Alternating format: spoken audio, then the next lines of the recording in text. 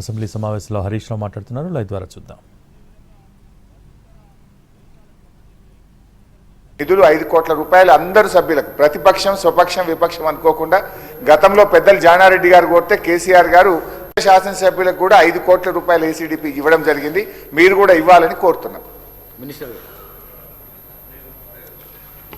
గౌరవ సభ్యులు శ్రీ గణేష్ గారు, అదేవిధంగా గౌరవ సభ్యులు హరీష్ రావు గారు ఈ ప్రశ్నకు సంబంధించి మొదటగా శ్రీ గణేష్ గారు చేసిన ప్రస్తావన అధ్యక్ష, కంటోన్మెంట్కి సంబంధించిన వ్యవస్థ పరంగా they have their own board అధ్యక్ష. వారికి కూడా కంటోన్మెంట్ నియోజకవర్గానికి ప్రతినిధిగా వారికి తెలుసు.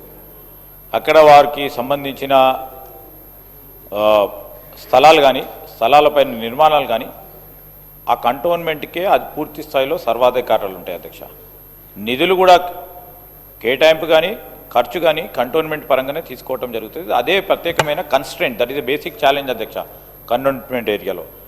అయితే రాష్ట్ర ప్రభుత్వం తరఫున కూడా కంటోన్మెంట్కు సంబంధించిన అధికారులతో కూడా మా పరంగా కూడా మాట్లాడటం జరుగుతుంది అధ్యక్ష.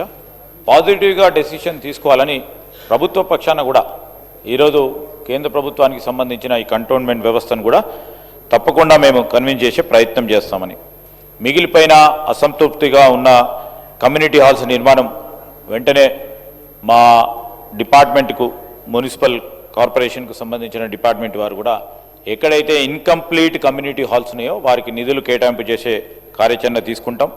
వారు మరి రిప్రజెంటేషన్ ఇస్తే ఎక్కడెక్కడైతే ఇన్కంప్లీట్ ఉందో అక్కడక్కడ మరి వాటిని అన్నిటిని కూడా పూర్తి చేసే కార్యాచరణ తీసుకుంటామని గౌరవ సభ్యులకు తెలియజేస్తా ఉన్నాం అధ్యక్ష. అదేవిధంగా గౌరవనీయులు హరీష్ రావు గారు ఏసీడీపీకి సంబంధించిన అంశం విషయంలో, కమ్యూనిటీ హాల్స్ నిర్మాణం కార్యక్రమం విషయంలో కానీ ప్రస్తావన చేయడం జరిగింది అధ్యక్ష. తప్పకుండా ఈ ప్రభుత్వం పరిశీలన తప్పకుండా తీసుకుంటుందని మనవి చేస్తా ఉన్నాం అధ్యక్ష.